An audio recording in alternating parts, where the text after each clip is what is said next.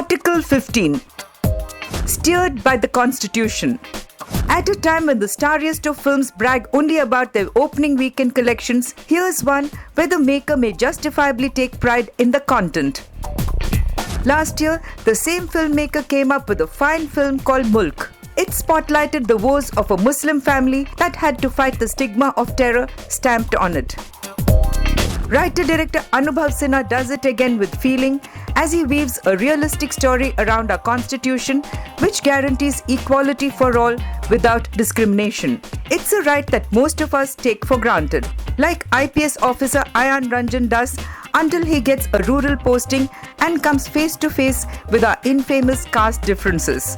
Anubhav slams it right away when he opens with Ayan wanting a bottle of water. His juniors exchange glances before telling him that they shouldn't be stopping where the lower caste resides. The them versus us conversation is a constant. It's when 3 minor Dalit girls go missing and 2 of them are found dead that the full impact hits Ayan. Of the apathy of law enforcement and sometimes their active participation in crimes against the marginalized. Led with understated sincerity by Ayushmann Khurrana, the film gets a boost from the heartfelt performances of Manoj Pawar, Kumud Mishra and Sushil Pandey, who have an effective role to play as policemen who wear their caste with as much pride as the stripes on their uniforms. Technically, Anubhav chooses to keep the camera work gloomy grey, the atmosphere playing its part in telling a disturbing story.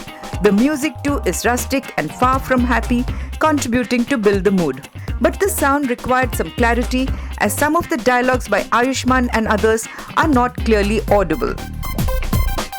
The presence of girlfriend and human rights writer Aditi in Ayan's life is more because he needs a sounding board than for romance. With veteran Anjum Rajawali overseeing the script, a dark and credible story is told with fictional license. However, the track of Dalit girl Gaura and her fiancé Nishad makes the film go elsewhere for a while.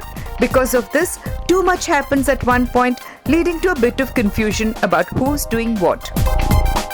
But once Anubhav returns to Ayan and the unraveling of the chilling murders, he's in the saddle once again. The intrigue, the cover-ups and the politics of the region that has a long reach tell a tale of where we as a people often fail to uphold the values of our constitution.